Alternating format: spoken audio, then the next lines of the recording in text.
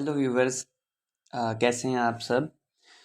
अब हम अपनी प्रोग्रामिंग फंडामेंटल्स की थ्योरी की लेक्चर सीरीज स्टार्ट करने जा रहे हैं। और इस लेक्चर सीरीज़ में हम अपनी प्रोग्रामिंग फंडामेंटल्स की लॉजिक बिल्डिंग को भी सीखेंगे थोड़ा बहुत, और इसके वेरियस थ्योरेटिकल कॉन्सेप्ट्स को भी सीखेंगे। और इसमें हम जो लैंग्वेज यूज़ करेंगे अपना प्रोग्रामिंग फंडामेंटल्स को सीखने के लिए वो C++ होगी। लेकिन आपने बिल्कुल भी इस बात से घबराना नहीं है। अगर आप C++ में ही फंडामेंटल सीख लेते हैं तो किसी दूसरी लैंग्वेज में स्विच करना आपके लिए कोई मुश्किल बात नहीं होगी। आपको बस उसका सिंटैक्स रिवाइज करना पड़ेगा और कुछ भी नहीं करना पड़ेगा, बाकी सारे कॉन्सेप्ट्स सेम रहते हैं। इस लेक्चर सीरीज़ में हम इस तरह से आपको लेके चलेंगे कि आपको फ़िलहाल कुछ भी नहीं आता, तो हम सब कुछ पूरी डिटेल में पढ़ेंगे। तो शुरू की कुछ वीडियोस उन व्यूवर्स के लिए तो काफ़ी बोरिंग सी रहेंगी जो जिनको पहले से ही कंप्यूटर सिस्टम्स के बारे में काफ़ी कुछ पता है। लेकिन हम अपने व्यूवर्स को इससे लेके चलेंगे कि आपको कंप्यूटर सिस्टम्स के बारे में कुछ नहीं पता, तो हम आपको सारी डिटेल्स बताएंगे। और इस लेक्चर सीरीज़ में आपको बहुत ज़्यादा मज़ा आने वाला है। ओके, तो प्रोग्रामिंग फंडामेंटल स्टार्ट करने से पहले हमें कंप्यूटर के कुछ बेसिक कंपोनेंट्स के बारे में पता होना चाहिए। कंप्यूटर के कुछ बेसिक कंपोनेंट्स यहाँ पे मैंने मेंशन किए हुए हैं। कंप्यूटर के बेसिक कंपोनेंट्स चार होते हैं। एक होती है उसका सेंट्रल प्रोसेसिंग यूनिट CPU, एक होती है उसकी मेन मेमोरी, एक होते हैं IO devices, input output devices, और एक होती है उसकी सेकेंडरी स्टोरेज। इन्हीं चारों चीज़ों से मिलकर ही हमारा एक नॉर्मल कंप्यूटर सिस्टम चल रहा होता है। तो बारी बारी हम इन चारों कंपोनेंट्स को डिटेल में पढ़ते हैं कि इन चारों कंपोनेंट्स का काम क्या होता है। सबसे पहले आ जाते हैं हम सेंट्रल प्रोसेसिंग यूनिट के ऊपर। अच्छा, central processing unit, central processing unit आप यूँ समझ लें, it's just like a brain of the computer system. आप अपने कंप्यूटर को जो भी इंफॉर्मेशन, जो भी टास्क देते हो, उस टास्क को परफॉर्म करने की जिम्मेदारी इस सेंट्रल प्रोसेसिंग यूनिट की है। ठीक है। फॉर एग्जांपल, अगर मैं अपने कंप्यूटर सिस्टम में एक कैलकुलेटर ओपन किया हुआ है और मैं कंप्यूटर को कहता हूँ चलो भाई मुझे 2+2 करके दो, तो 2+2 की जो एक्चुअल एग्जीक्यूशन है, इसका जो आंसर निकालना है, वो इस सेंट्रल प्रोसेसिंग यूनिट या CPU का काम है। ठीक हो गया। CPU हमारे कंप्यूटर का सबसे इम्पोर्टेंट कंपोनेंट होता है और सबसे महंगा कंपोनेंट भी यही होता है। अब उसके बाद आता है मेन मेमोरी। मेन मेमोरी क्या होती है? मेन मेमोरी आपने लफ्ज़ सुना होगा रैम। मेन मेमोरी या रैम एक ही बात है। RAM stands for random access memory. अब रैम का क्या काम है? याद रखिए, जब भी हमारे कंप्यूटर सिस्टम को कोई चीज़ एग्जीक्यूट करनी है तो सबसे पहले उस चीज़ को रखना पड़ेगा हमें मेन मेमोरी के अंदर। ये बात आपने याद रखनी है कि जब भी कंप्यूटर ने कोई काम करना है, कोई चीज़ सेंट्रल प्रोसेसिंग यूनिट ने एग्जीक्यूट करनी है, हमें वो चीज़ पहले कंप्यूटर की मेन मेमोरी के अंदर लेके जानी पड़ेगी, तभी जाके कंप्यूटर उसको एग्जीक्यूट कर सकता है, वरना कंप्यूटर उसको एग्जीक्यूट नहीं कर पाएगा। अब फॉर एग्जांपल मैंने 2+2 करना है, तो 2+2 को मैंने सॉल्व करने के लिए पहले इस 2+2 को मुझे डालना पड़ेगा रैम के अंदर। ये मैंने 2 लिख दिया, ये मैंने प्लस लिख दिया और ये मैंने 2 लिख दिया। तो अब CPU क्या करेगा? CPU जाएगा रैम के पास या मेन मेमोरी के पास, वहाँ से वो इस पहले 2 को उठाएगा, अपने पास ले आएगा। ठीक है, देखिए एरो शो कर रहा हूँ मैं।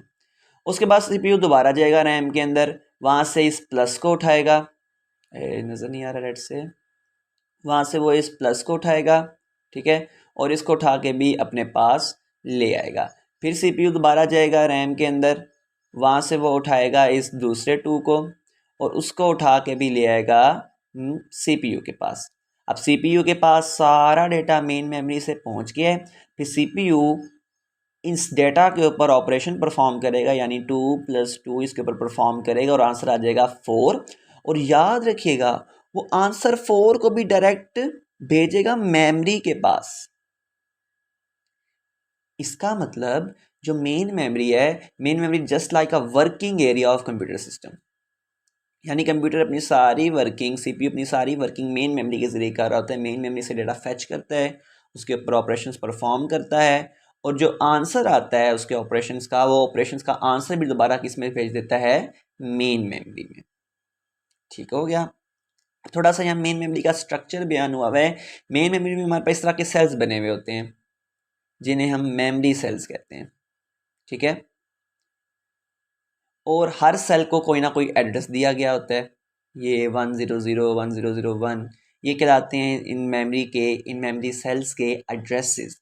अब फॉर एग्जांपल मेमोरी एड्रेस 2000 के अंदर पड़ा हुआ है 5, और सीपीयू को इस 5 को एक्सेस करना है, तो सीपीयू के पास इस 2000 इस मेमोरी एड्रेस का, इस मेमोरी सेल का ये जो एड्रेस है 2000, ये सीपीयू के पास मौजूद होना चाहिए। अगर सीपीयू को ये 5 को फेच करना है तो सीपीयू क्या करेगा, वो मेन मेमोरी को कहेगा कि मेन मेमोरी चलो मुझे 2000 वाले एड्रेस से डेटा उठा के दे दो।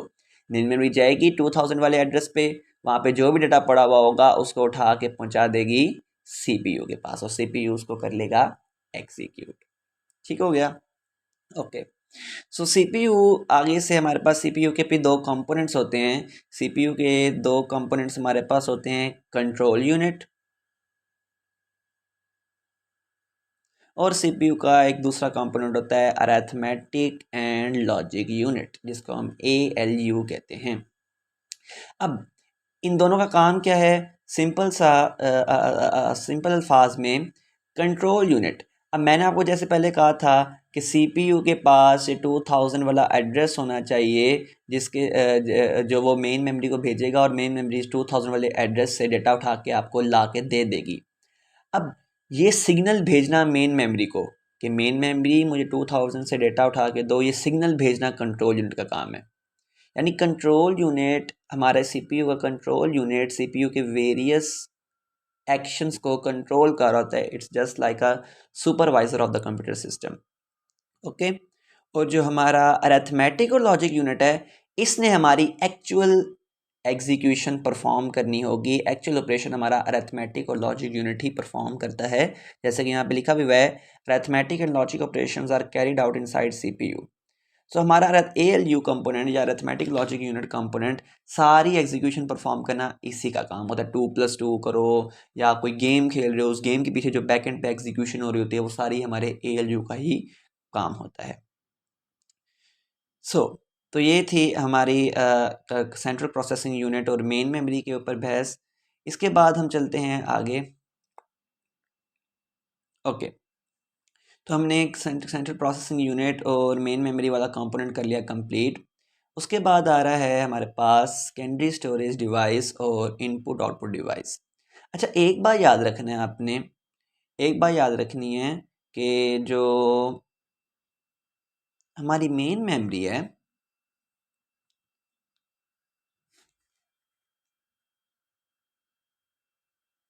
हाँ एक मिनट,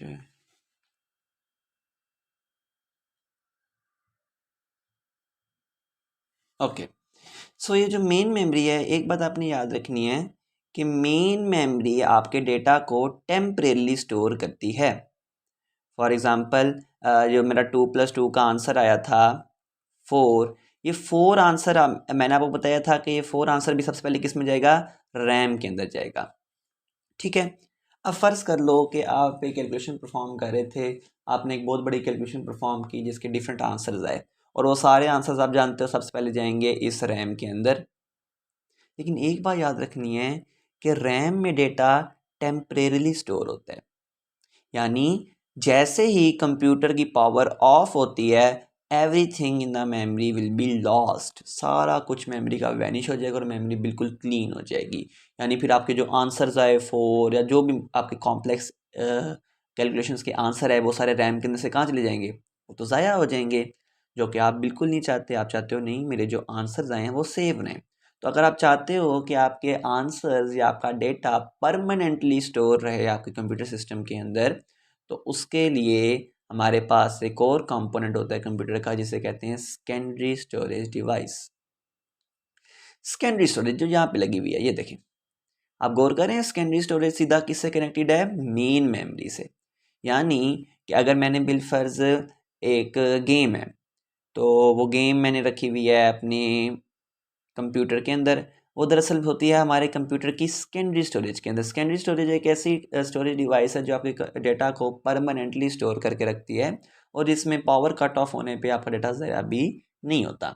अब जब भी आप उस गेम पे, फॉर एग्जांपल एक सबवे सर्फर गेम है जो आप खेलते होंगे अक्सर मोबाइल फ़ोन्स में, जब आप उस पर क्लिक करते हो तो आपकी गेम आपकी सेकेंडरी स्टोरेज डिवाइस से आपकी सेकेंडरी स्टोरेज डिवाइस से उसका सारी इंस्ट्रक्शंस मूव कर जाती हैं मेन मेमोरी के अंदर। ठीक है, सेकेंडरी स्टोरेज डिवाइस से इंस्ट्रक्शंस मूव कर जाती हैं मेन मेमोरी के अंदर और मेन मेमोरी से फिर सीपीयू बारी बारी उन इंस्ट्रक्शंस को उठाता है और एग्जीक्यूट करना शुरू कर देता है और आपकी गेम चलना शुरू हो जाती है। अब फॉर एग्जांपल आप गेम खेल रहे हो, गेम में आपने एक नया हाई स्कोर बनाया। ठीक है, अब वो नया हाई स्कोर सीपीयू से किधर जाएगा? सीधा रैम के अंदर। लेकिन अगर वो हाई स्कोर रैम के अंदर ही रहा तो मोबाइल बंद करने पर या फिर उस गेम को ऑफ करने पर रैम से तो वो नया हाई स्कोर डिलीट हो जाएगा। तो फिर कंप्यूटर क्या करता है? उस हाई स्कोर को जाके सेकेंडरी स्टोरेज डिवाइस में सेव कर देता है। तो फिर जब आप नेक्स्ट टाइम गेम खोलते हो तो आपको आपका नया हाई स्कोर वहाँ पे नज़र आ रहा होता है। क्यों? क्योंकि वो नया हाई स्कोर रैम से किधर मूव कर गया था? सेकेंडरी स्टोरेज डिवाइस के अंदर। तो सेकेंडरी स्टोरेज डिवाइस की डिफरेंट एग्जांपल्स भी यहाँ पे दी हुई हैं, जैसे कि hard disk, flash drive, CD roams, etc. Okay, उसके बाद हमारे पास आती हैं इनपुट आउटपुट डिवाइसेस। अब फॉर एग्जांपल आपने एक कैलकुलेटर बनाया। चलो ये लो, मैंने यहाँ पे जी एक कैलकुलेटर बना लिया। अब जब तक आप उस कैलकुलेटर को खुद से कोई चीज़ ना दे पाओ, फॉर एग्जांपल आपका कैलकुलेटर है, आप लिखते हो उस पर टू क्लिक करते हो तो यहाँ टू आ जाता है, प्लस क्लिक करते हो यहाँ प्लस आ जाता है, 5 क्लिक करते हो यहाँ 5 आ जाता है। अगर आप एक ऐसा कैलकुलेटर बनाओ जो यूज़र से ये वैल्यूज़ ले ही ना पाए, मतलब आप उस कैलकुलेटर को 2 3 4 कोई वैल्यू ना दे पाओ, वो खुद से अपनी मर्जी से कोई ऑपरेशन परफॉर्म करना शुरू कर जाए, तो क्या वो कैलकुलेटर आपके किसी काम का होगा? बिल्कुल भी नहीं। आप कहोगे जी ऐसा कैलकुलेटर मेरे किस काम का जो मुझसे डेटा नहीं लेता, खुद से ही अपने डेटा परफॉर्म करता रहता है। तो ऐसा कैलकुलेटर आपके किसी काम का नहीं होगा।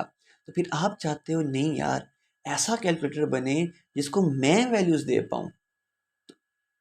अगर आप कैलकुलेटर या दूसरे अल्फाज में सीपीयू या कंप्यूटर सिस्टम को वैल्यूज़ देना चाहते हो, कोई चीज़ देना चाहते हो, तो उसको कहते हैं सीपीयू की इनपुट। ठीक हो गया। अब सीपीयू को इनपुट देने के लिए आपके पास डिफरेंट इनपुट डिवाइसेस होते हैं, जिसमें से सबसे कॉमन इनपुट डिवाइस हमारा कीबोर्ड है, माउस है, स्कैनर है या कैमरा है। ठीक हो गया।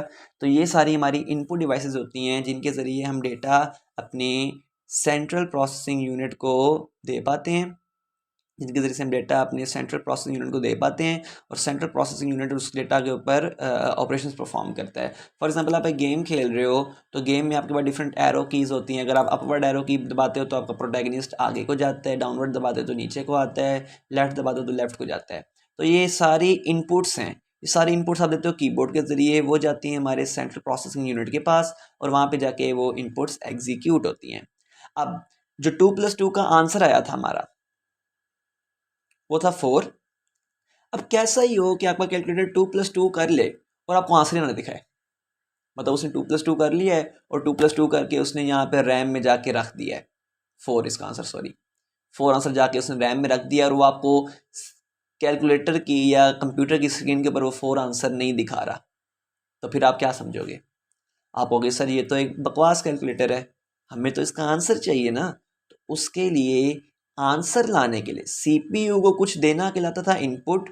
अब सीपीयू से कुछ लेना है, हमने सीपीयू से 4 आंसर लेना है तो सीपीयू से कुछ लेना कहलाता है आउटपुट। और सीपीयू की आउटपुट्स को, आउटकम्स को देखने के लिए या व्यू करने के लिए या उनको एग्जीक्यूट करने के लिए जो डिवाइसेस होती हैं उन्हें कहते हैं आउटपुट डिवाइसेस। जैसे कि सबसे कॉमन आउटपुट डिवाइस मेरी ये मॉनिटर स्क्रीन है। मॉनिटर स्क्रीन के ऊपर, जिसके ऊपर आप अभी ये सारी चीज़ें देख रहे हो, ये भी कंप्यूटर की आउटपुट है ना। तो इसको कहेंगे कि ये हमारी एक आउटपुट डिवाइस है। इसका प्रिंटर एक आउटपुट डिवाइस है, सेकेंडरी स्टोरेज डिवाइस एक आउटपुट डिवाइस है। ठीक है, तो ये थी हमारी प्रोग्रामिंग फंडामेंटल्स लेक्चर सीरीज़ की पहली वीडियो, जिसमें हमने डिफरेंट कंप्यूटर के कंपोनेंट्स को डिटेल में पढ़ा। तो उम्मीद करते हैं कि आपको इन सब चीज़ों की समझ आई होगी।